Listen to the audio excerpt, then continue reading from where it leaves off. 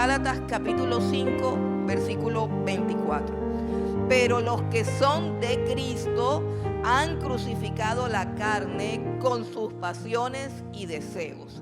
Padre, gracias por tu amor, tu bondad, tu misericordia, por habernos traído a este lugar. Gracias por la luz de tu verdad y de tu palabra. Gracias por tu Santo Espíritu. Gracias por estar aquí en medio de nosotros. Gracias, Señor, por toda alma a la cual tú atraes a tu camino, a tu verdad, Señor.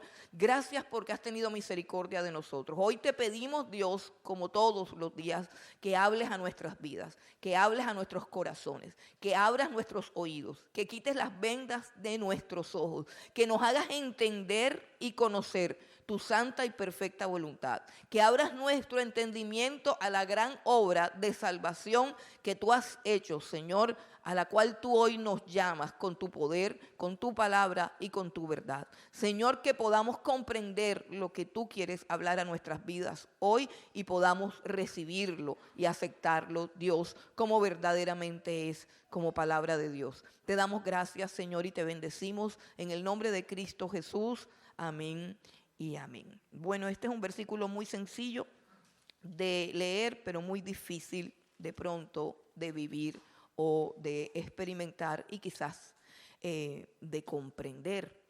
Hoy en día todo el mundo dice ser cristiano.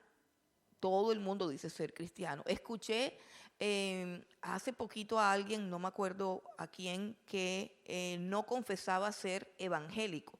¿Por qué? Porque esa palabra ahora se ha convertido como que en la representación de una religión más. Se ha convertido en la representación de una religión más que tampoco se acerca a lo que Cristo vino a traer aquí a esta tierra. Y es que el Señor Jesucristo realmente no fundó una religión, no instituyó una religión. El Señor Jesucristo trajo su palabra y trajo vida a un grupo de personas. Y a través de ese grupo de personas se ha extendido su reino en los corazones de las personas que lo han recibido. Pero la Biblia es muy clara, no solamente en este pasaje, sino en muchos pasajes más que nos muestran que no todos los que están en una iglesia cristiana son de Cristo y que tampoco todos los que están por fuera no lo son. Significa eso que el Señor ha puesto un sello, ha puesto una marca y que esa marca es visible tanto para el mundo como para la iglesia, como para los demonios, como para los ángeles, como para el mismo Dios que es el que la ha puesto. Y que existe también un gran peligro y es el peligro de estar engañados. El peligro de estar engañados porque creemos que somos de Cristo y no lo somos. Y de eso trata todo este capítulo, de cómo saber si tú eres de Cristo de verdad, cómo examinar tu vida y tu relación con Dios, si es que realmente existe esa relación con Dios. Porque recuerden que el Señor Jesucristo habló de un fariseo que entró al templo a orar y el Señor Jesús dice que oraba consigo mismo, o sea que no estaba orándole a Dios. Entonces, ¿será que yo soy de Cristo? Sería una pregunta un poco insolente para algunos, pero sería bueno que nosotros hoy examináramos esta pregunta o examináramos nuestra vida a la luz de esta pregunta. Porque dice algo muy claro, pero los que son de Cristo han crucificado la carne con sus pasiones y deseos. Entonces habla de dos cosas y la primera cosa es ser de Cristo. Dice los que son de Cristo. Y luego habla de lo que han hecho los que son de Cristo. Vamos por la primera parte, simplemente a tratar de definir qué querrá estar diciendo el apóstol Pablo con los que son de Cristo. ¿Qué significa ser de Cristo? Y podemos decir que eso es algo pues elemental, ¿cierto? Vamos a partir de lo elemental. Ser de Cristo significa ser propiedad de Él. Ser de Cristo significa pertenecerle a Él, con todo lo que implica ser propiedad de alguien. Piénselo bien. porque lo que queremos es que cada uno de nosotros reflexione acerca de su vida. Y dice que los que son de Cristo, o sea, que hay gente, escuche bien para que lo tengamos más claro, hay gente que es de Cristo y hay gente que no es de Cristo. Hay personas que son de Cristo y hay personas que no son de Cristo. Pero entre la mitad, entre los que son de Cristo y los que no son de Cristo, hay un grupo que es el grupo que está en el mayor peligro. Y a ese grupo es el que está hablando Pablo hoy y es el que quiere hablar Dios hoy. Ese es el peor grupo. El grupo de la mitad. ¿Y sabe por qué ese es el peor grupo? Porque el grupo de la mitad cree que es de Cristo, pero no es. Ese es el problema. Porque los que no son de Cristo, ellos saben que no son de Cristo. O sea, hay un grupo de personas que no son de Cristo, ni les importa ni les interesa. Ahora hay otro grupo de personas que es de Cristo, que tiene las marcas de Cristo, que vive la vida de Cristo, que tiene el testimonio de Cristo, que tiene el sello de Cristo y no hay problema con ellos. Pero es que el problema es que encontramos personas que creen que son de Cristo y realmente no lo son. Y para saber que no estemos en ese grupo, que es el grupo más peligroso, que no estemos en ese grupo, tenemos que ir de lo más elemental. ¿Qué es ser de Cristo? Ser de Cristo es pertenecerle a Él. En términos generales, y lo vamos a ver acá, en términos generales, todo le pertenece a Cristo. Pero hay un grupo de personas que son su propiedad especial, porque Él no solamente las creó, sino que las compró. Entonces, ser de Cristo es haber sido comprado. Es haber sido comprado, es haber sido redimido. La palabra redimido aquí en el libro de Gálatas es un término que usted se debe aprender de memoria porque tiene un significado muy profundo. El término redimido en griego que aparece aquí es exagorazo. Es muy fácil, exa con X, exagorazo. ¿Qué significa ese término, exagorazo? Bueno, lo tomaron de una costumbre, de un contexto cultural de la época. El ágora era el mercado de los esclavos. Eso era el ágora, era el mercado donde vendían a los esclavos, a las personas que habían quedado en ese estado de esclavitud, ya sea por falta de dinero, por deudas, porque nacieron como esclavos, como hijos de esclavos, pero ese era el mercado, es decir, era el lugar donde se vendían las personas esclavas. Y la palabra exagorazo tenía que ver cuando una persona, un hombre rico, entraba a esa tienda, entraba a ese lugar y tomaba un esclavo, compraba a ese esclavo, pagaba el precio y lo sacaba del mercado. Ya nadie más lo podía comprar porque ya habían pagado el precio y ya lo habían sacado del mercado. Así que la palabra exagorazo significaba ir al mercado, pagar el precio del esclavo y sacar al esclavo de la venta.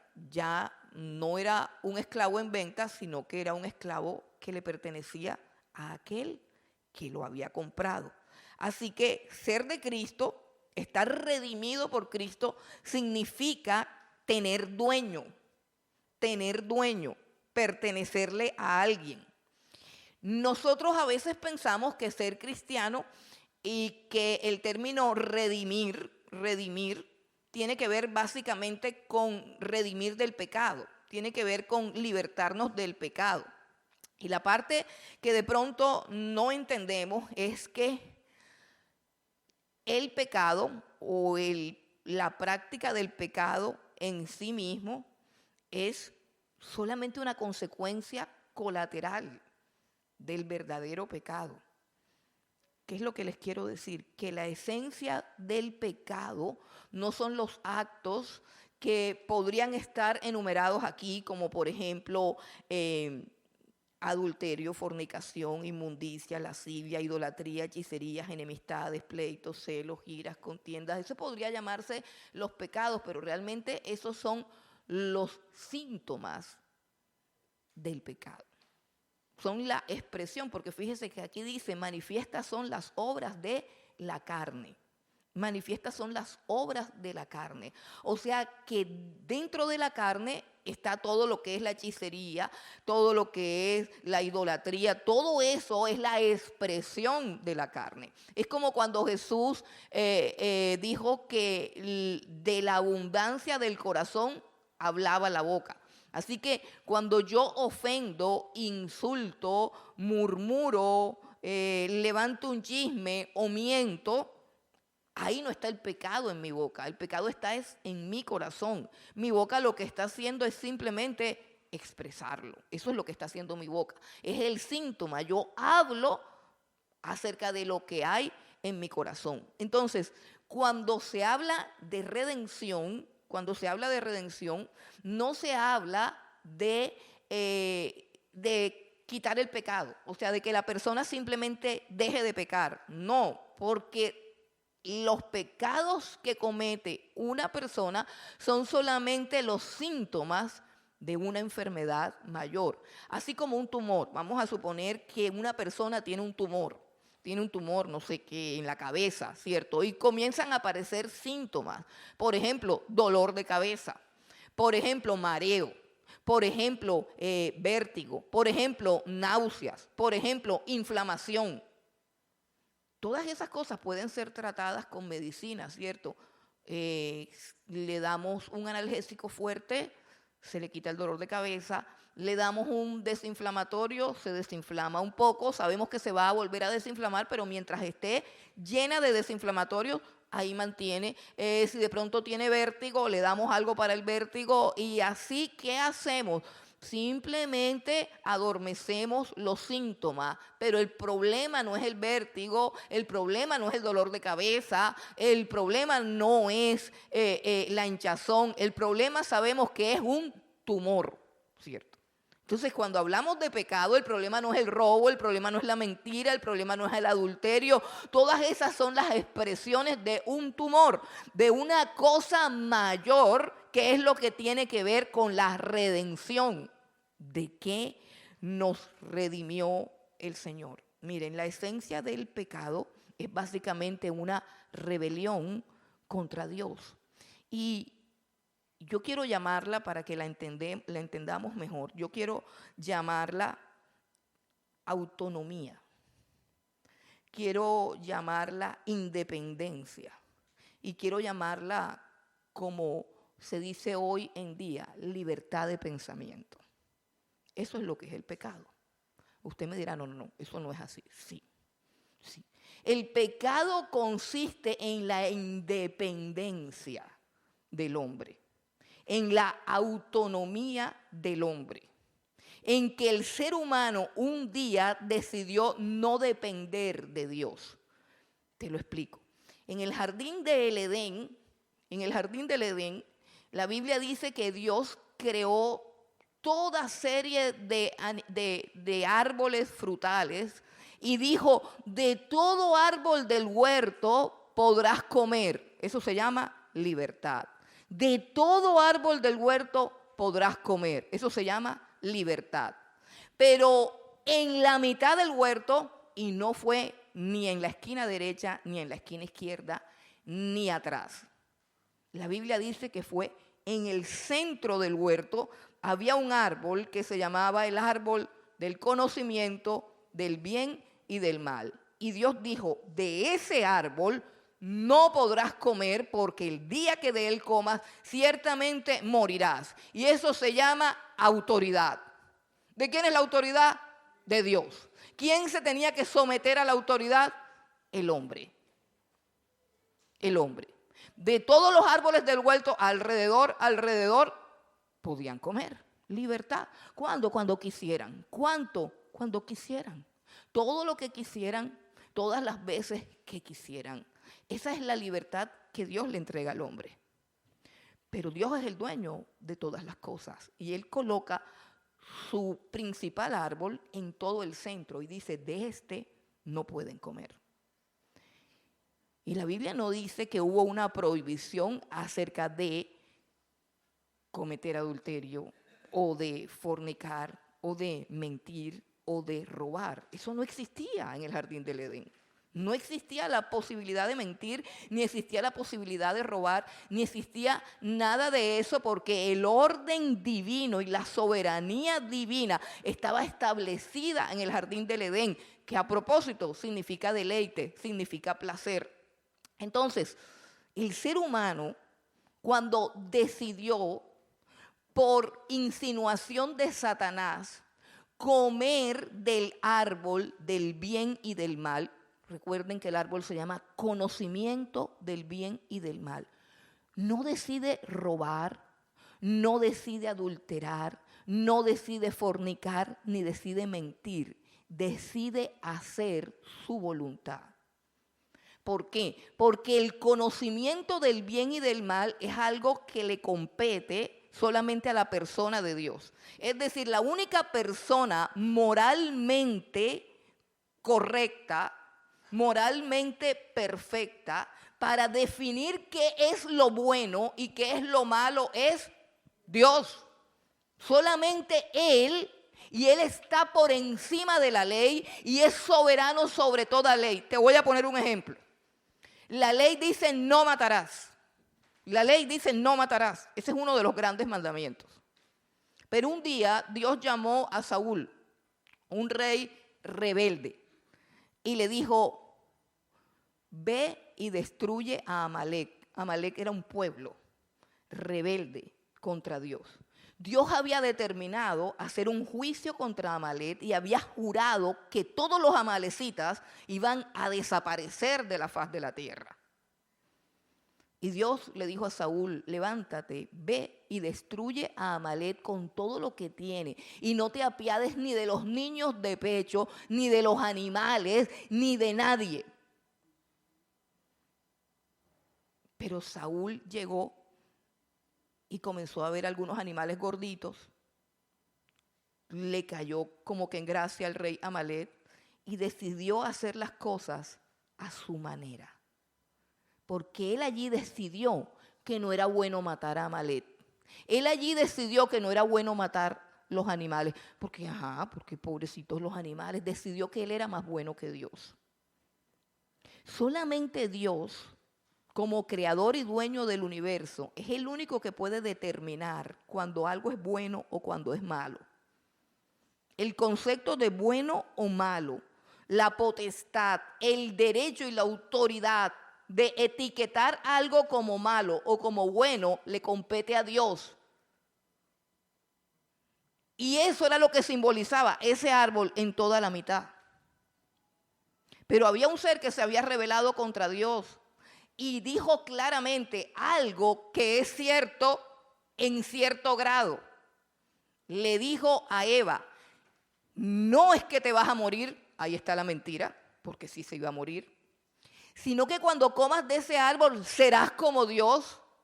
Hay una parte de verdad, porque Dios es absoluto e independiente. Hay una palabra que dice que es aceíta, se sustenta por sí mismo. No tiene que darle cuentas a nadie, porque es Dios. No le da cuentas a nadie, ni pide consejo, ni pide permiso. Por eso es que ese Jesús que toca la puerta y que déjame entrar, eso es una herejía. Jesús ni toca la puerta ni dice déjame entrar. Él entra cuando quiere y se va cuando quiere. Dios es soberano porque es el único que tiene derecho a ser soberano. Y ese puesto de soberanía y de autoridad sobre el bien y del mal son solamente de Dios.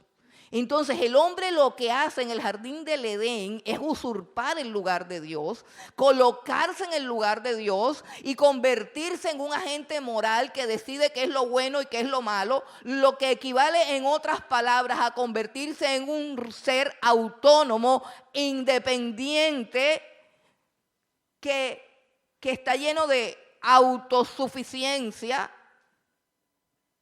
y que hace lo que le parece. Y todo eso suena bonito. Porque todavía hay jactancia de la gente que hace lo que quiere. Es más, yo conozco una cantidad de cristianos que no se someten a nada, que no se someten a nadie, que hacen lo que les da la gana y creen que son cristianos. Porque es que ellos viven directamente con Dios. Son como un tumor en la cabeza de Dios. ¿Y por qué digo que son como un tumor en la cabeza del Señor? Porque la Biblia dice que Cristo es cabeza de la iglesia y nosotros somos cuerpo. Así que eso significa que nosotros tenemos que estar sometidos a la iglesia, ser parte del cuerpo. Si tú no eres parte del cuerpo, si tú no te mueves como una parte del cuerpo, no puede ser. No estás sometido a la cabeza que es Cristo. Cristo tiene un cuerpo que se llama iglesia. Si tú no tienes iglesia, no eres de Cristo.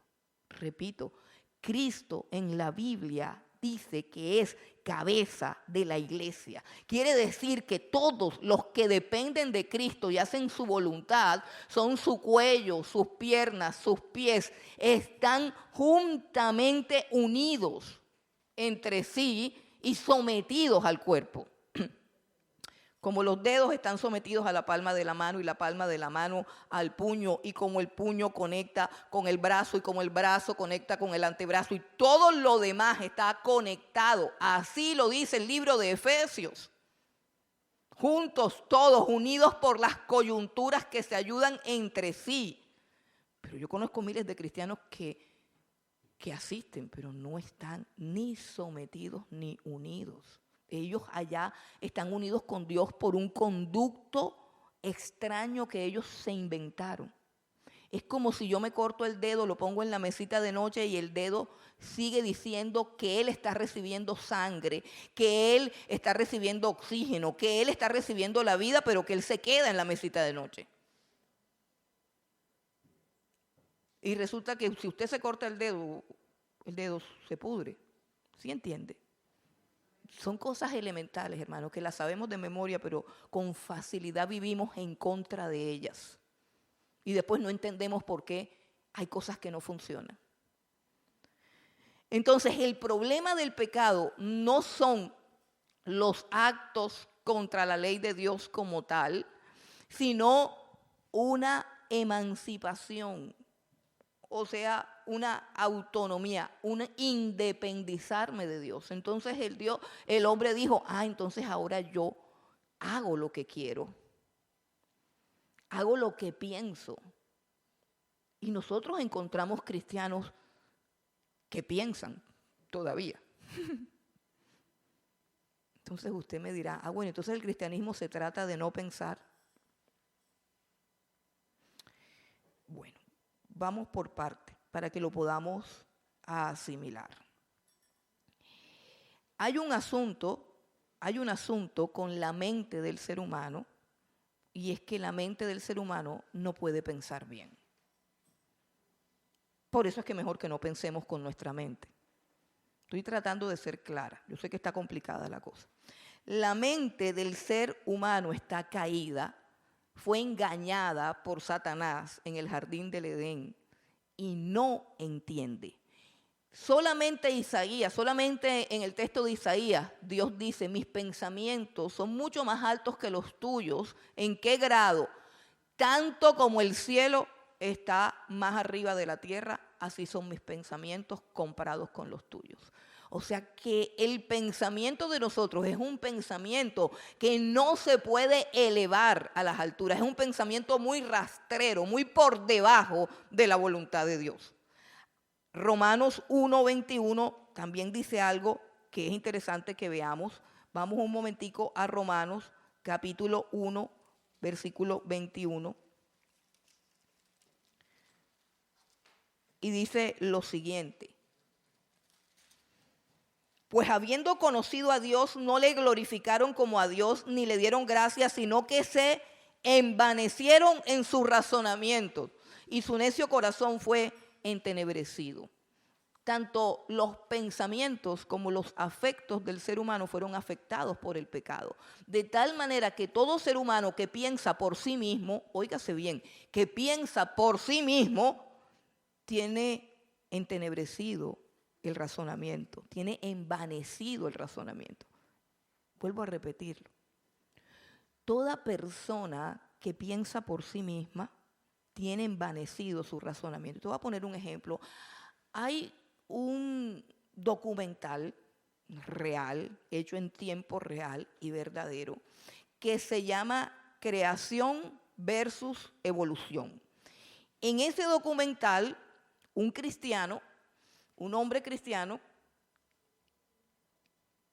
hace unas preguntas, entrevista a personas ateas que van por la calle, científicos, gente estudiada, gente preparada, de las universidades más importantes de Estados Unidos, con una cantidad de títulos, de doctorados, de maestrías, etcétera, etcétera. Y les preguntan, ¿usted es ateo? Sí, claro, yo soy ateo.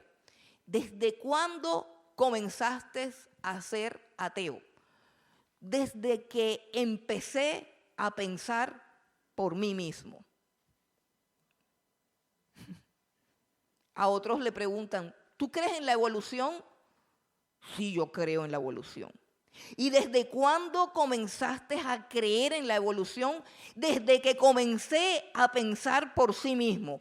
Y nosotros sabemos que esa frase, y para muchos que están aquí, esa frase significa que yo estoy loca, que me lavaron el cerebro y que las personas que no creen en Dios son las personas que sí piensan, que nosotros no pensamos por nosotros mismos, que nosotros somos una parranda de brutos, todos los cristianos, que creen en cosas que no han visto, que son irracionales y que todo lo que nosotros creemos o pensamos es absurdo. Que el ateo, el evolucionista, el que ha llegado a la conclusión de que nosotros no somos imagen de Dios, sino un producto de la evolución del mono, son personas que piensan por sí mismas. Entonces, en este documental, que el que no se lo ha visto, por favor, véalo, es impactante, es impresionante, se muestra claramente cómo nuestra mente, cuando piensa por sí misma, llega a creer las estupideces más grandes de la tierra. Y comienzan a preguntarle, ¿usted cree en la evolución? Sí. ¿Usted cree en la ciencia? Claro, yo creo en la ciencia. Bueno, ¿qué dice el método científico? El método científico dice que las cosas tienen que ser comprobadas. Bueno, ¿usted cree que nosotros evolucionamos? Sí. ¿Usted me puede dar un ejemplo de evolución? Para los que no sepan, evolución es cuando una especie comienza a mutar tanto, tanto, tanto, que se convierte en otra especie. ¿Sí entienden? Comienza a hacer mutaciones que son posibles porque dentro de las especies hay una cosa que se llama adaptaciones. Entonces, si usted compra un San Bernardo o un perro peludo, no sé, yo no sé mucho de perros, esos perros peludos aquí, si usted lo compra con este calor tropical, a ese perro se le va a ¿qué? Se le va a caer el pelo. ¿Por qué? Porque su pelo está adaptado al frío, ¿cierto? Es más, si uno va a Bogotá, mire, los gatos de Bogotá son peludos y los de aquí son así, lánguidos, porque hace mucho calor. Eso se llama adaptación, eso no se llama evolución, se llama adaptación. Entonces, y eso hasta el cuerpo de nosotros lo tiene. Usted llega aquí, primero tiene frío, pero a la media hora ya tiene calor, usted se va adaptando. Entonces le preguntaban a estos doctores que dieran un ejemplo de una especie que mutó a otra especie. Entonces venían y decían, sí, los peces no sé qué. Ajá, ¿y qué pasó con los peces no sé qué? Un nombre de los peces. No, que ellos desarrollaron unas aletas y desarrollaron unas cosas. Sí, pero ¿en qué se convirtieron? En peces. Esto es estúpido, hermano. Es supremamente estúpido. Y a los que estaban entrevistando no era al señor del tinto. Estaban entrevistando a los directores de las universidades donde va la gente más poderosa del mundo. O sea que, pero ¿cómo puede usted? Es que eso se puede comprobar. Pero ¿cómo se puede comprobar? Es que eso sucedió hace 30 millones de años. Pero ¿quién estaba allá? Es que ni Darwin estaba allá, que fue el que se la inventó. profesando ser sabios, se hicieron necios. Y ahora está de moda pensar por sí mismo. Open mind, tú sabes. El libre desarrollo del pensamiento. Es que en la iglesia me quieren lavar el cerebro y además sacarme la plata. Sí. Cuando a mí me preguntaban en la universidad que se me habían lavado el cerebro, yo dije, sí, me lo lavó Dios y me lo lavó su palabra porque estaba bien sucio. Todo lo que yo pensaba era mentira. Todo lo que yo pensaba era un error y todo lo que yo pensaba era vanidad, vanidad de vanidades, necedad tras necedad. Eso es lo que hay en una mente que no conoce a Dios. Así sea el erudito y el antropólogo más grande del siglo, es un necio. Porque negar la creación de Dios es una gran necedad. Así que pensar por sí mismo no es libertad. Es el engaño más grande que hay. Es la forma como empezó a vivir Adán y Eva cuando decidieron hacer lo que querían. ¿Y qué sucedió con el dueño del huerto? ¿Qué sucedió con el dueño del huerto cuando se dio cuenta que los dos que estaban allí ya no estaban sometidos a él, ya pensaban por sí mismos, ya decidían sus propias cosas, ya eran jueces morales de su propia vida y no querían a Dios legislando lo que tenían que hacer? Dios dijo, bueno, fuera, salen del jardín del Edén, y vayan a labrar su propia tierra. Y vayan a hacer su propia vida. Y allí comenzó el dolor, la vergüenza, la enfermedad, la soledad, la tristeza. Y comenzó a manifestarse los síntomas del pecado. Y encontramos que un día están adorando a un Dios que por gracia y por misericordia, porque cuando Adán y Eva pecaron, ellos recogieron hojitas de los árboles y se hicieron unos delantales. Pero Dios había dicho, el día que hagan eso, morirán. ¿Y sabe lo que hizo Dios? Sí saben porque lo han leído. Dios sacrificó unos animales inocentes para demostrarles a ellos que si bien no morían, alguien tenía que morir en su lugar. Y los cubrió de pieles, de la piel del animal que Dios mismo sacrificó. Y Dios estableció que la adoración genuina implicaba algo que no nos gusta y se llama muerte. Y sin derramamiento de sangre, dice la Escritura, no hay perdón de pecados. Tiene que mediar la muerte para que yo pueda entrar en el trono de Dios. Porque yo soy pecadora y la paga del pecado es muerte. Y cuando llegaron los dos hijos de Adán y Eva a adorar a Dios, ellos tenían eso más claro que lo que tenemos ahora en este momento nosotros los que estamos aquí.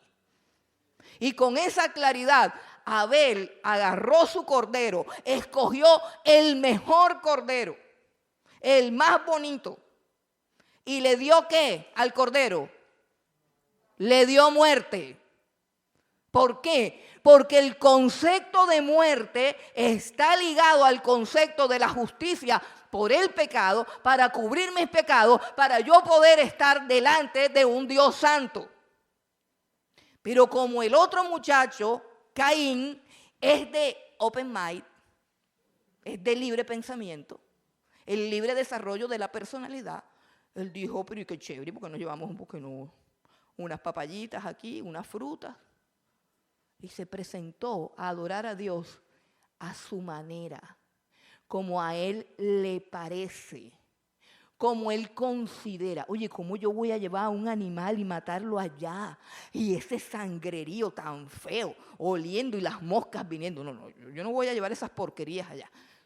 Yo no voy a llevar lo que Dios me pide, yo voy a llevar algo mejor todavía. Yo voy a llevar una ensalada de fruta, porque yo soy vegano. Entonces, hermanos, se presentaron los dos. Y si usted mira bien, uno dice, ay, pobrecito Caín, oye, él simplemente no entendió bien las instrucciones. simplemente tiene su estilo. No, él hizo lo que le dio la gana. Y ese fue el principio de Satanás en el jardín del Edén. Tú decides qué es bueno, tú decides qué es malo. Y cuando una persona actúa, escucha bien, cuando una persona actúa en la ley de lo que a mí me parece, de lo que yo pienso que es correcto, de lo que yo considero que es, porque es que yo soy de libre pensamiento, porque yo soy un ser racional, porque a mí me parece, porque a mí no me van a lavar el cerebro, porque yo tengo que convencerme de que eso es así. La persona que piensa así vive en la esfera satánica del yo y del ego y necesita ser aprobada, aceptada y reconocida. Entonces llegaron los dos muchachos, uno sometido a Dios, reconociendo su pecado, ofreciendo lo que Dios había demandado, el otro sometido a su propio ego, entregando lo que a él le parece, y Dios simplemente lo miró feo. Eso es lo que dice la Biblia. No miró Dios con agrado ni a Caín ni a su ofrenda. O sea, Dios dijo, no me gustó. No hizo nada Dios, no lo mató. Lo ha podido matar, pero no lo mató. Dijo simplemente, no me gustó. Y de ahí para adelante, Caín nunca pudo vivir en paz con el no me gustó de Dios. Pero no porque a él le interesaba agradar a Dios, sino porque Dios tenía que gustarle lo que él le quería dar. Porque él vivía en el síndrome del yo, del ego, de la arrogancia. Y cuando una persona que tiene ese problema no recibe lo que espera, se convierte en un peligro. Una persona que tiene su propio pensamiento, su propia forma de hacer las cosas y no le rinden pleitesía y no le hacen caso y no la escuchan, es una persona peligrosa porque ella necesita reinar. Y Caín se llenó de rabia y de odio porque su hermano era aceptado y él era rechazado. Así que el problema de Caín no fue un problema de odiar o envidiar al hermano. Esos fueron los síntomas que vinieron después de una enfermedad que se llama yo me mando solo. Esa es la enfermedad, ese es el tumor.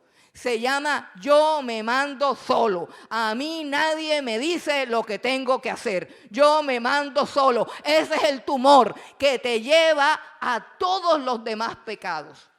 Porque esa es la esencia de Satanás en tu corazón. Tu incapacidad para obedecer, tu incapacidad para cumplir, tu incapacidad para hacer algo central que se llama sumisión, sometimiento. Ven y te explico algo más. Vamos a Colosenses. Porque esto es así. Vamos un momentico a Colosenses, capítulo 1.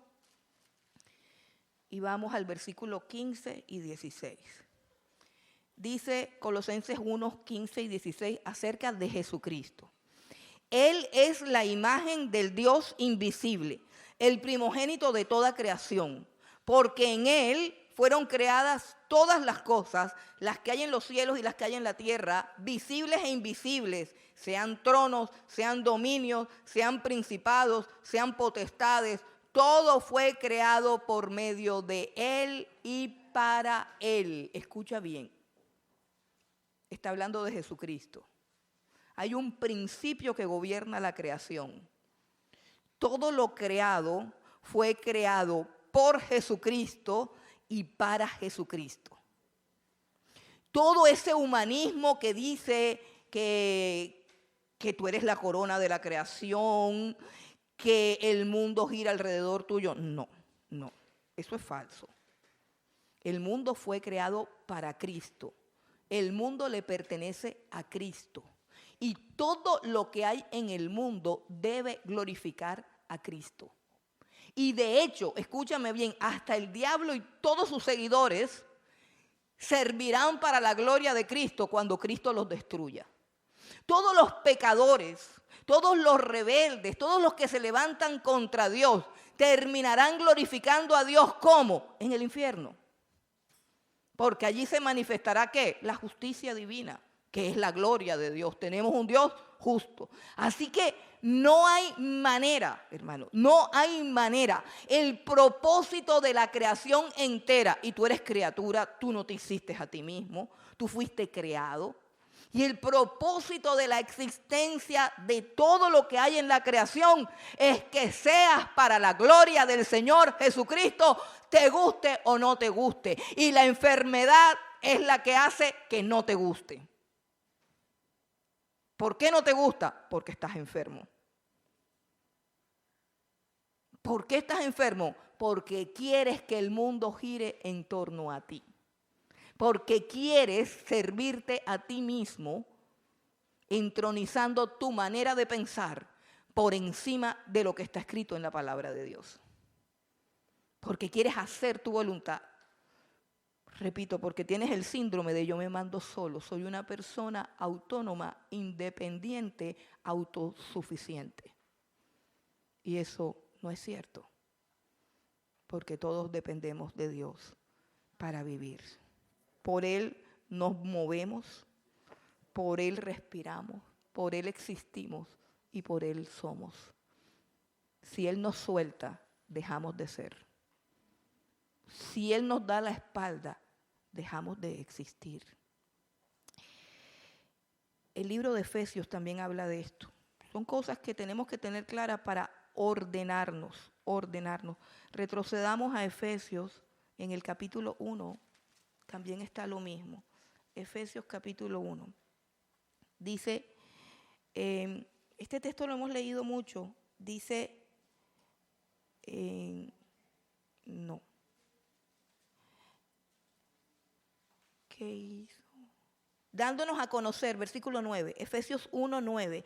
Dándonos a conocer el misterio de su voluntad según su beneplácito. O sea, según el placer que le da a Dios hacer lo que Él quiere. Escuche, ese placer de hacer lo que Él quiere es el placer de Dios. Solo Dios tiene el derecho de hacer lo que le place, porque todo es de Él. Todo es de Él. Versículo 9, dándonos a conocer el misterio de su voluntad según su beneplácito, el cual se había propuesto en sí mismo, ¿qué? Reunir todas las cosas en Cristo. Reunir todas las cosas en Cristo. El propósito de Dios es que tu vida gire alrededor de Cristo y que tu mente sea transformada y tengas la mente de Cristo. Oye, le estoy hablando a los librepensadores, a los que tienen su propio pensamiento, a los que de pronto paso y los escucho diciendo unas cosas más raras y yo veo, y este se congrega aquí, ¿de dónde sacó tanta cosa rara? No, pero ahí está. ¿Eres libre? A mí no me digan nada, yo me mando solo, yo tengo mis propios razonamientos. No, la Biblia dice que estás envanecido en tus necios razonamientos. Así que la voluntad de Dios, ¿qué es? Vuelvo y repito. Si tú sientes que no te gusta, porque suena feo. Si tú sientes que no te gusta, es porque tu naturaleza pecaminosa se está enardeciendo. O sea, si hay algo en tu interior que se revela con lo que yo estoy diciendo ahora, que es fuerte, el propósito de Dios es que tu vida gire en torno a Jesucristo. Y que tu mente no piense por sí sola, sino que tenga la mente de Cristo. Dice Pablo a los romanos, os ruego por las misericordias de Dios, o sea, por todo lo que ha hecho Dios, que presentéis vuestros cuerpos en sacrificio vivo y santo, agradable a Dios, que es vuestro culto racional. No se conformen a este siglo, sino transfórmense por medio de la renovación de vuestro entendimiento. Si no cambia tu mente, no cambias tú. Entonces partimos del hecho de que tu mente, aunque tú te crees muy sabia, está envanecida en su razonamiento. Y si tú no llegas a ese punto, tú no has conocido a Jesús. tú no has conocido la verdad. Conoceréis la verdad y la verdad los hará libres. Pero si tú sigues pensando como a ti te parece. Mire, yo tenía un alumno que era bastante pensante. Él se presentaba tarde, como todos los libres pensadores, que no cumplen horario porque él es autónomo, autosuficiente e independiente, ¿cierto? Entonces yo tengo mi propio horario, yo llego cuando yo quiera, porque me va a decir ella a qué hora voy a llegar. Bueno, entonces llega, se sentaba, a mí me lo habían recomendado y ya me habían dicho que tenía problemas mentales, no de locura, sino de rebelión contra la palabra de Dios. Y yo dije, bueno, déjamelo ahí, vamos a ver cuánto resiste él o cuánto resisto yo. No sé, uno de los dos va a perder la paciencia. Y bueno, y el hombre comenzó bien, estaba juicioso y todo. Yo me soportaba que llegaba tarde, me soportaba muchas cosas más para ver si Dios hacía la obra. Porque a veces yo estorbo a Dios.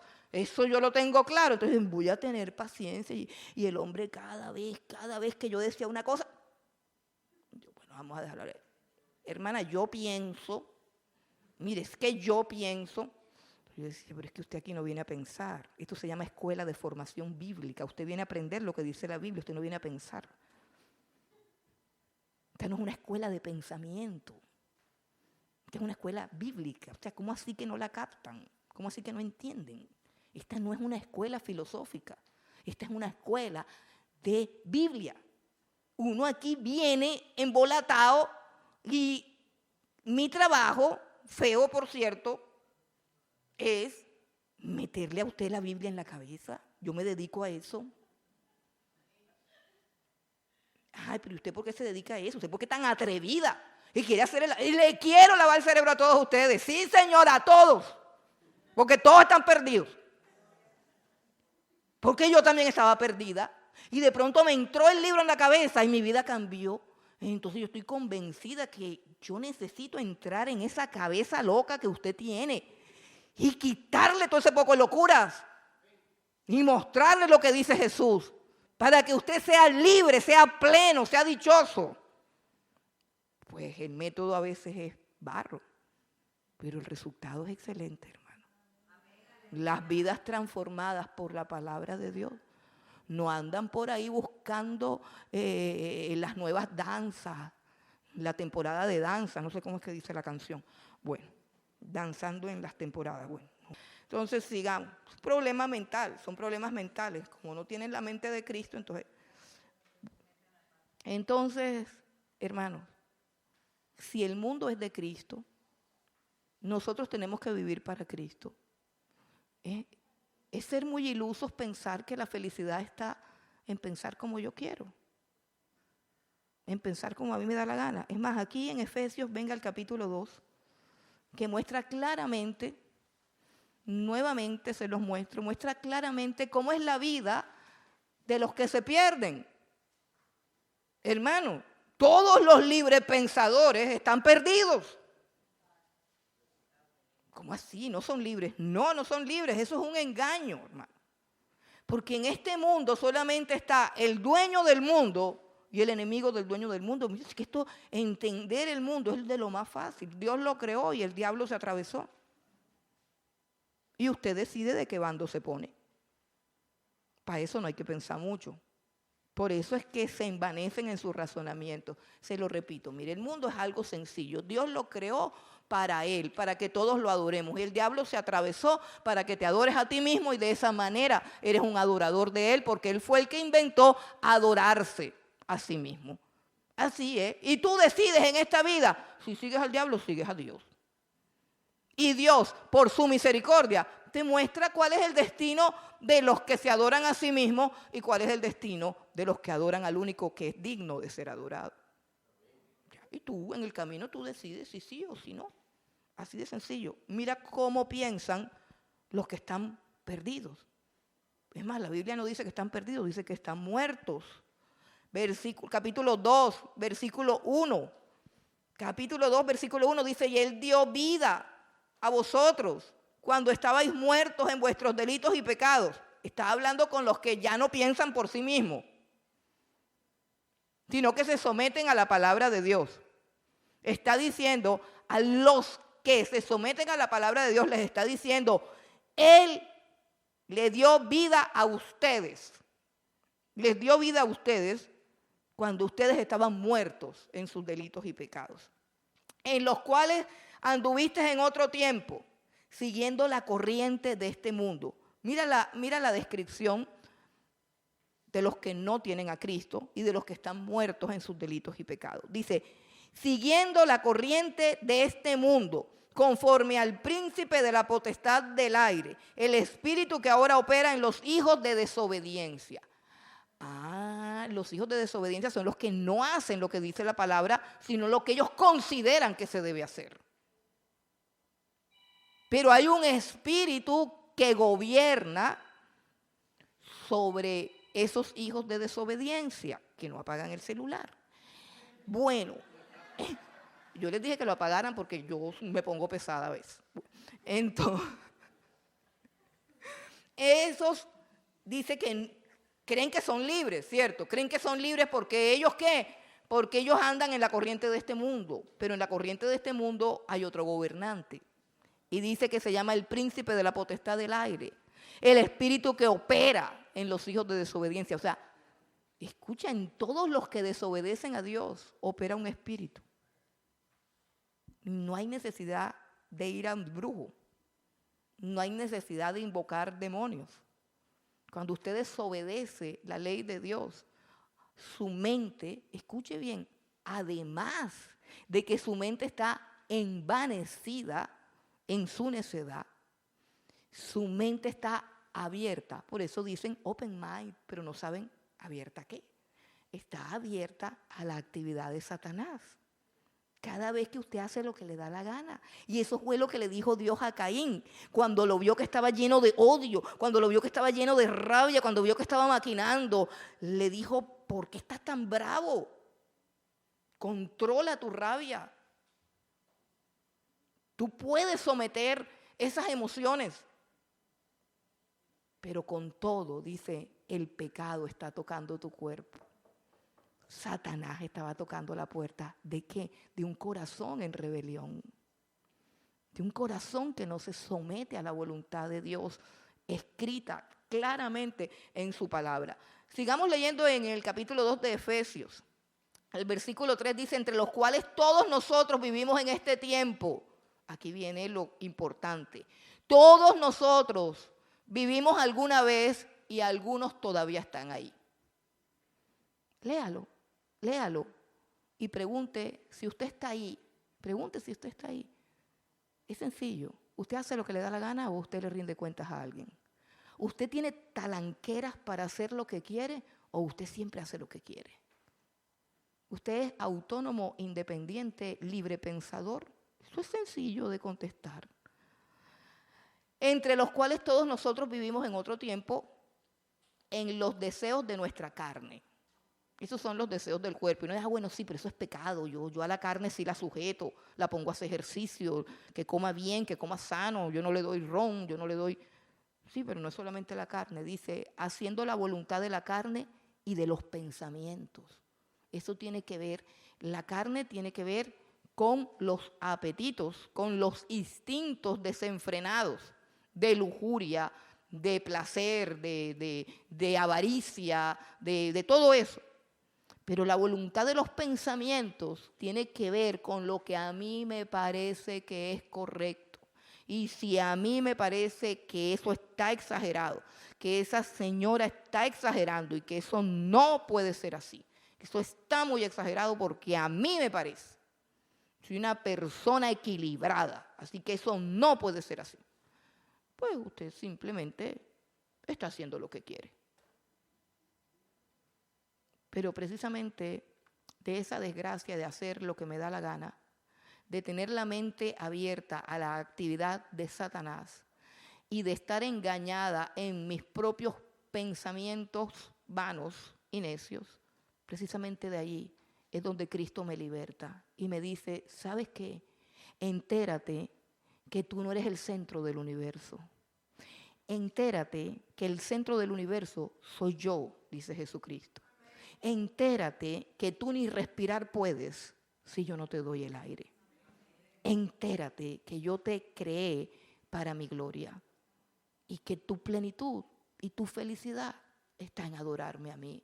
Y por eso fue que David escribió: en tu presencia hay plenitud de gozo y delicias a tu diestra. Porque el Edén, que estaba lleno de árboles frutales, agradables a la vista y que de todos podían comer, ese Edén es la presencia de Dios, a donde Dios te quiere traer. Pero con tu terquedad y tu obstinación, si no te rindes a su palabra, jamás vas a probar eso. Y por eso cuando están alabando a Dios, o llegas tarde o no te puedes concentrar, porque tú no conoces el jardín del Edén, que es adorar a Jesucristo.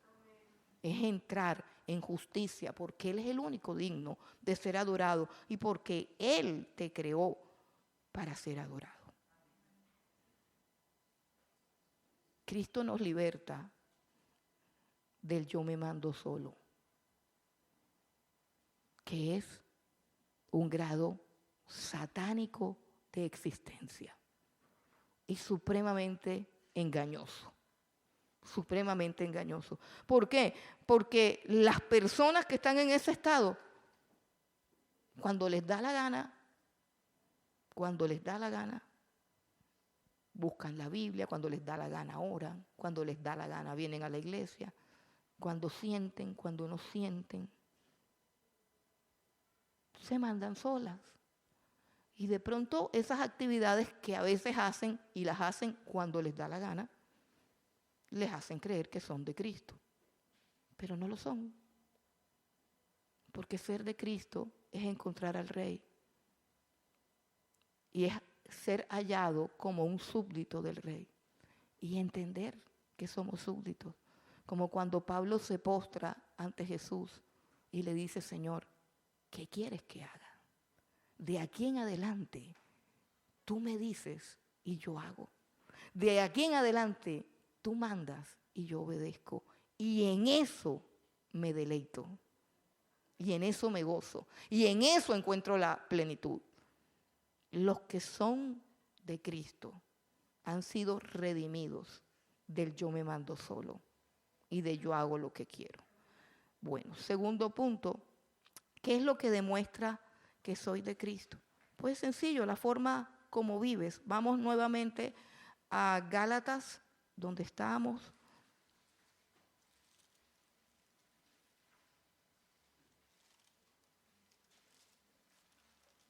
En Gálatas 5,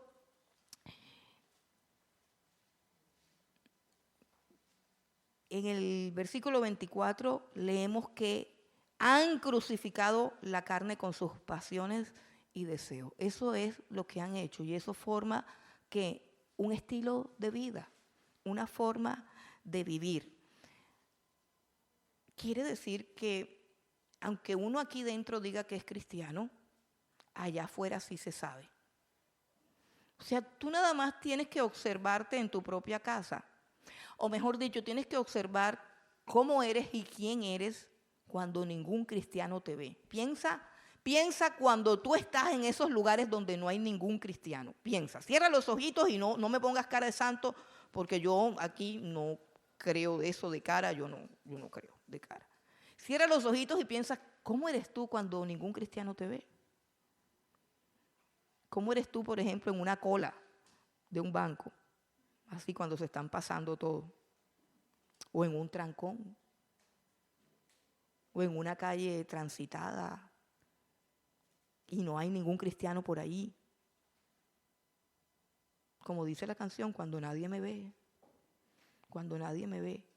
Bueno, dice que aquí hay dos listas contrastadas, es decir, que hay un contraste que hace Pablo y es muy sencillo, no vamos a entrar a definir eso porque es que a mí me parece que esto es elemental. El apóstol Pablo enseña que tú tienes que escoger si vas a vivir en la carne. Si tú eres creyente, si tú eres cristiano, tienes que tomar una decisión. Si tú has creído en el Señor Jesucristo y has recibido su evangelio, tú tienes que tomar una decisión. O vives según tu carne, haciendo lo que a ti te parece, o vives sometido a su voluntad, controlado por el Espíritu Santo.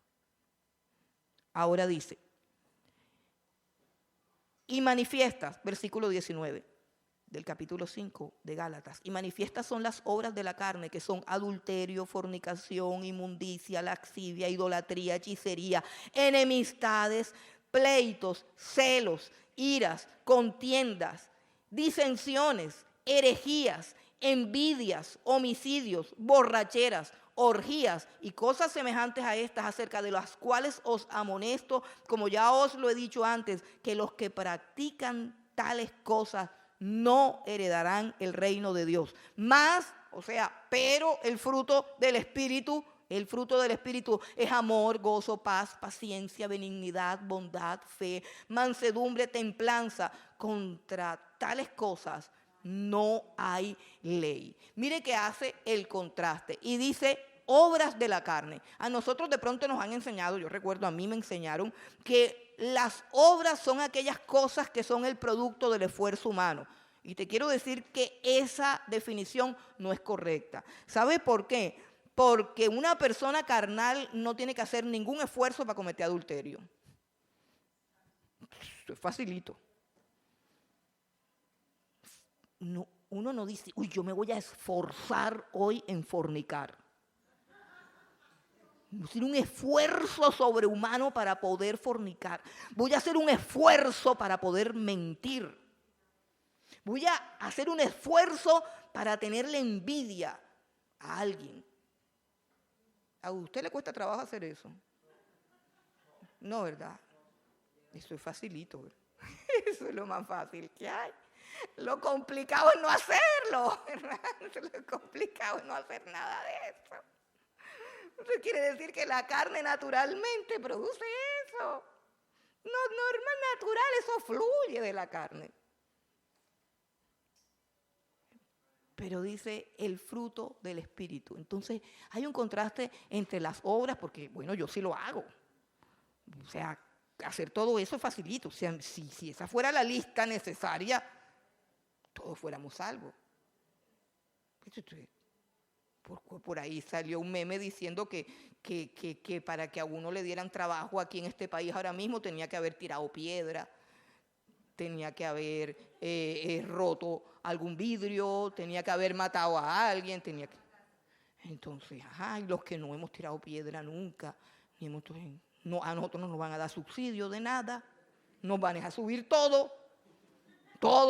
¿Por qué? Pues por no tirar piedra. ¿Sí ve cómo el mundo está cambiando? El misterio de la iniquidad avanzando, ¿cierto? Si tú eres heterosexual, eso es un problema. Me decía un hermano que está haciendo InDriver que cuando solicitan un taxi, los homosexuales colocan soy gay. Entonces no sabemos si eso necesariamente significa que el taxi debe ser especial de pronto. O que hay que cobrarle más barato. Soy gay. Era como cuando uno iba al colegio de los pelados y decía, mira, yo soy madre soltera, por favor, ayúdame. Entonces ahora dicen, porque yo no sé, porque como yo no soy gay, yo nunca escribo eso. Yo lo único que pongo abajo es sin reggaetón. Eso es lo único que pongo.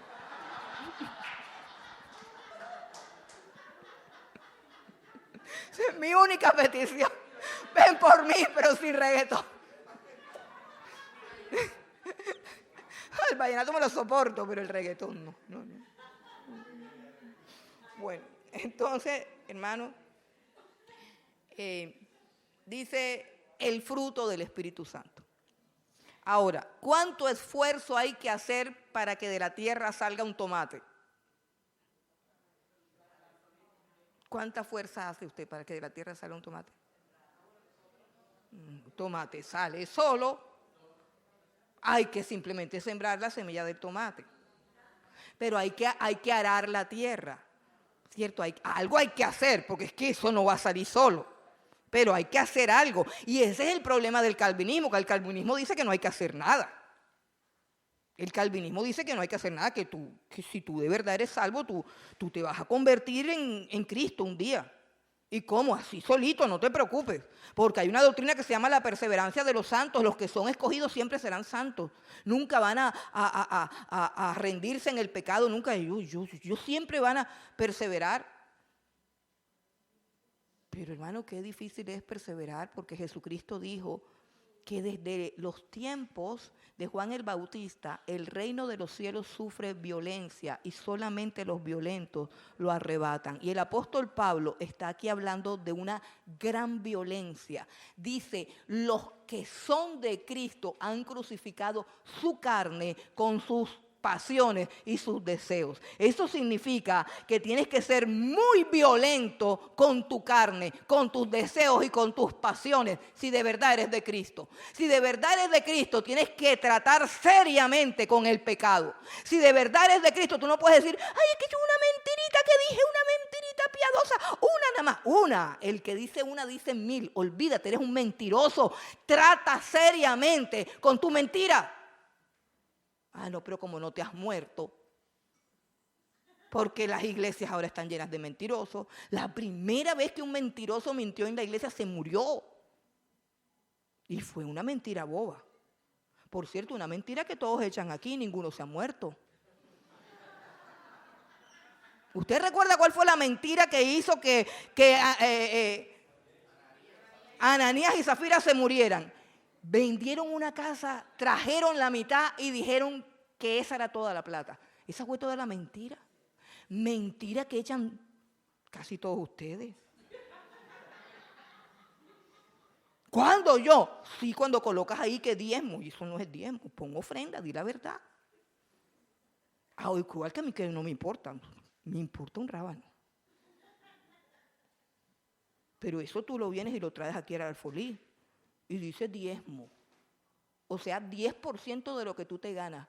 Y esa ofrenda que tú das ahí es una ofrenda, pero además es una mentira. Porque tú no te ganas esa plata y ese no es el 10% de lo que tú recibes. Esa es tu ofrenda. Y aquí puedes dar lo que tú quieras. Es más, si no quieres dar nada, igual.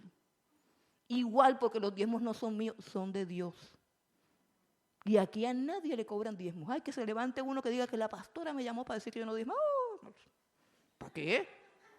¿Para qué si allá arriba hacen el cobro? Yo no me dedico a eso, hermano. Yo no me dedico a eso. Usted verá, al que le debes a Dios, no me debe a mí. El que dijo que había que ofrendar y diezmar fue Dios. Eso no me lo inventé yo. Eso es problema suyo. Pero como ahora no se muere ningún mentiroso, en el templo de Dios no se muere. En aquella época sí se morían. Y nosotros decimos, ay, es que ¿dónde está el poder? ¿Dónde está la unción de la iglesia primitiva? Pero ¿cómo va a haber poder? ¿Cómo va a haber unción si hay una parranda de mentirosos adorando a Dios?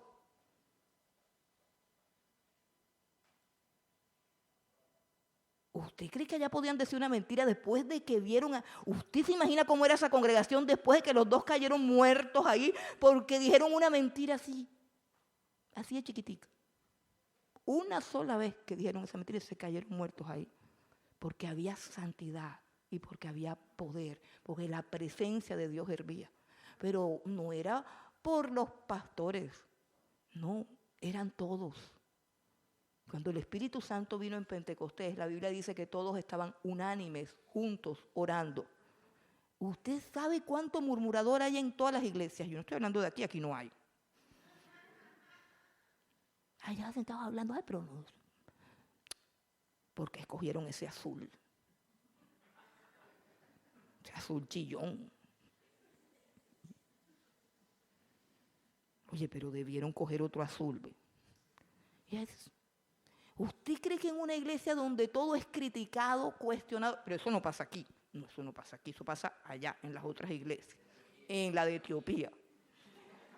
Sí, que tanta chismoseadera y tanta criticadera va a hacer que haya un Pentecostés aquí. La Biblia dice que estaban todos juntos, unánimes. Sométase. Trate seriamente con su pecado. Como decía un meme que hay por ahí, yo no sé si es un meme, no sé qué es, que decía que la llenura del Espíritu Santo no consiste en hablar en lengua, sino en controlar tu lengua. Eso sí es estar lleno del Espíritu Santo. Y es porque nosotros tenemos una confusión entre el fruto del Espíritu y los dones del Espíritu. Y los dones del Espíritu lo tiene el que sea, hasta los impíos. Yo conozco impíos que sueñan sueños y sale de verdad. Los impíos sueñan también, tienen dones. Dios reparte los dones como le da la gana. Los que son de Dios son los que tienen el fruto del Espíritu Santo. Mire, los dones no son evidencia de que eres de Cristo. Ven a Mateo capítulo 7 y recordamos un principio elemental. Mateo capítulo 7, el versículo 21 y 23. Dice el Señor: no todo el que me dice Señor, Señor, entrará en el reino de los cielos, sino el que hace la voluntad de mi Padre que está en los cielos. Este es el grupo del que les estoy hablando, que está en la mitad. Es decir, que no están en los que no son de Cristo, ni tampoco están en los que sí son de Cristo, sino que están en la mitad, en un grupo que dice nosotros somos de Cristo, pero no son. O sea, están engañados. Y este es el grupo peligroso. Dice, sino el que hace la voluntad de mi Padre que está en los cielos. Y dice, muchos, de este grupo estoy hablando, versículo 22, muchos me dirán en aquel día, Señor, Señor, ¿acaso no profetizamos en tu nombre? Y en tu nombre echamos fuera demonios, y en tu nombre hicimos muchos milagros. Mire que hay 3 dones del Espíritu Santo, los más codiciables, hermano. ¿Qué no diera yo por hacer milagros?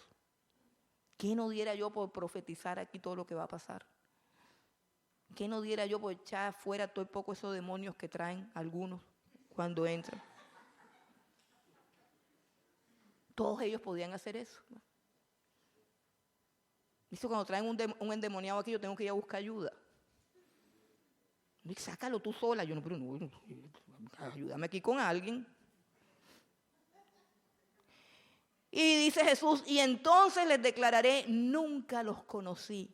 Apártense de mí, hacedores de maldad. Profetizaban, sanaban enfermos y echaban fuera demonios. El problema no son los dones, el problema es el fruto del Espíritu Santo. El fruto, lo que Cristo quiere ver en ti es el fruto del Espíritu Santo. Eso es lo que determina que tú eres de Cristo, que haya en ti gozo, que haya en ti paz, que haya en ti mansedumbre, que haya en ti amor, que haya en ti templanza, que haya humildad, que haya fe. Y que eso sea manifiesto en tu carácter. Y dice, contra esas cosas no hay ley. Si tú tienes todo eso, tú no vas a terminar fornicando, tú no vas a terminar mintiendo, tú no vas a terminar adulterando, porque tu carácter, el fruto del Espíritu Santo se ha producido. Ajá, bueno, pero ¿y cómo se produce? O sea, realmente, ¿qué es lo que hay que hacer? Pues lo que hay que hacer es lo que dice el apóstol Pablo, crucificar tu carne para que pueda surgir el fruto. El fruto tú no lo puedes hacer. Tú no puedes fingir que tienes gozo. Tú no puedes fingir que tienes amor por los hermanos si no los amas. No hay nada que hacer. Escucha, tú no puedes venir aquí y decir, ay, hermanito, Dios te bendiga, porque te conviertes en un fariseo hipócrita. Si tú no amas a los hermanos es porque el fruto del Espíritu no ha brotado en ti. Y no ha brotado en ti. ¿Por qué? Porque sencillo, para que brote un mango, yo tengo que colocar una semilla de mango. Y nosotros lo que hacemos con la palabra de Dios, que es la semilla, es sembrar la palabra de Dios en tu corazón. Pero hay terrenos que son mala tierra y Jesús lo explica claramente. El sembrador salió a sembrar y eso es lo que yo hago todos los domingos. Sembrar, sembrar, sembrar. Pero no pasa nada en algunos corazones porque algunos son como el borde del camino. Hoy están aquí, mañana están allá. Hoy me escuchan a mí, mañana escuchan a otro y así. Y se llenan y se llenan. O sea, se llenan. Pasan todo el día oyendo mensajes y no obedecen uno solo. ¿Por qué no te quedas con el mensaje del domingo y te lo vuelves a escuchar mañana y te lo vuelves a escuchar pasado? ¿Por qué no te olvidas de John MacArthur, de los otros Johnes y de todo eso? Y lo que Dios te está diciendo aquí hoy, te lo aprendes de memoria para que cuando regreses el domingo ya estés adelantado. ¿Por qué sales de aquí a oír a cuánto predicador hay? Mientras lavas, mientras cocinas. Eso pasa todo el día. oyendo prédicas y pretendes que yo me las escuche también. Yo no tengo tiempo para eso. Tengo que preparar un sermón para el otro domingo. ¿Tú crees que yo tengo tiempo de oír los 10 sermones que tú te escuchas en una hora? No puedo. Me volvería loca. Esto es lo que dice el Señor hoy, simple. Crucifica tu carne, deja la lujuria, deja el pecado, deja la vanidad, deja la glotonería, deja la envidia, deja la borrachera, deja de hablar mal de la gente, deja de coger rabia, deja todo eso que tú sabes que tú tienes, déjalo. ¿Por qué? Porque eso hace que tu corazón sea mala tierra y que la palabra de Dios, la semilla de Dios no brote. No brota, ¿por qué? Porque la tierra no está arada. Acuérdate del arado, los que saben de agronomía. Un arado, eso tiene unas pullas que se entierran en el terreno y arrancan todo lo que hay. Piedras, raíces muertas de otras cosas, una cantidad de porquería. El terreno se tiene que limpiar. Y eso es violencia contra tu carne. Pero por favor, si tú oyes a Dios y a la noche ya estás prendiendo el Netflix y te ves una película donde salen 2 fornicarios, un brujo, un gay y un mal hablado. ¿Tú crees que si tú le echas toda esa basura a tu corazón, la palabra que estás recibiendo hoy te va a dar vida? No, se seca la palabra, se muere la palabra, porque eres carnal, porque alimentas tu carne. ¿Tú crees que si te vas para la esquina a hablar basura con tus amigos impíos, va a prosperar la palabra que Dios está sembrando ahora en tu corazón? No te va a pasar nada. Porque mañana vuelves a tu trabajo y vuelves a sintonizar a Dios Mediodía o al otro loco o al no sé qué, y vas en el bus y vas y tu cabeza es un nido de pecado. ¿Por qué haces lo que te da la gana? O espinos, o solamente los afanes, que se acabe rápido el culto para ir a almorzar. Ahora me voy a demorar más.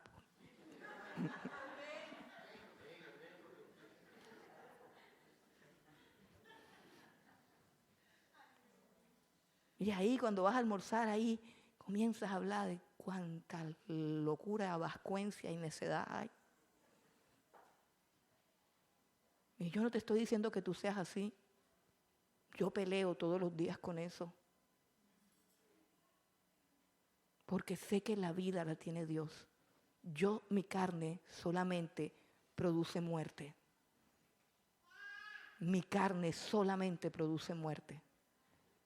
El aparatico que tengo en mi mano me invita a la muerte, me invita al pecado. Los carteles, las conversaciones, todo está diseñado para que mueras.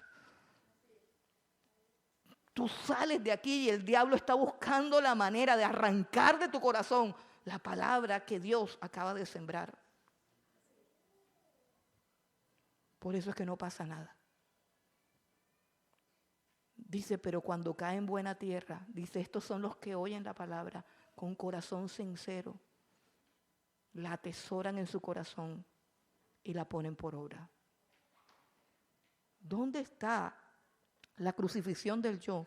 Que renuncies a lo que tienes que renunciar. Ya la otra semana, el lunes, entramos en un proceso de ayuno y hay gente que dice, yo no puedo porque me da la pálida. Ok, renuncia a otra cosa. Renuncia a otra cosa. Ayunar no es morirse del hambre. Ayunar es abstenerte de cosas que te separan de Dios. Puedes renunciar a todas las redes sociales y quédate solamente con el celular, que te llamen. Si se están muriendo, que te llamen. Ninguno que se está muriendo espera que le contesten el WhatsApp. Uno timbra. Dice, me voy a morir, voy a marcar es ya. Y por lo general uno no le marca a nadie, le marca a la clínica, a alguien que lo lleve para el médico o algo así. Pero guarda tu corazón para Dios. hermano, pero es que yo sé, pero es que Dios me espera, porque ¿espera qué, hermano? ¿Espera qué? Dios no espera nada, te estás pasmando en tu pecado. Cada día te secas más. Y tú sabes cuál es el camino, y tú sabes cuál es la solución. Crucifica eso, mata eso.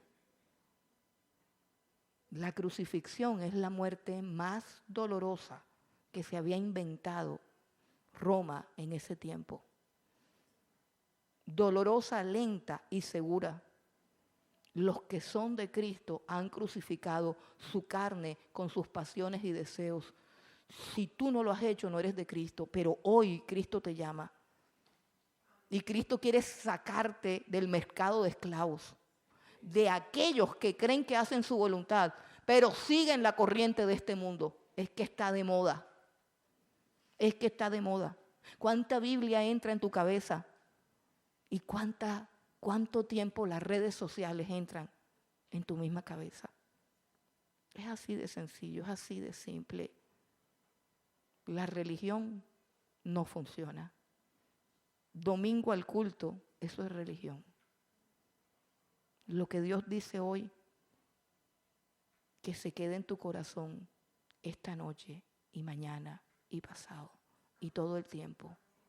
Bienaventurado el varón que al salir de aquí no se sienta en silla de escarnecedores, no camina en camino de pecadores, sino que en esta palabra se deleita y medita en ella día y noche. Entonces harás prosperar tu camino y todo te saldrá bien.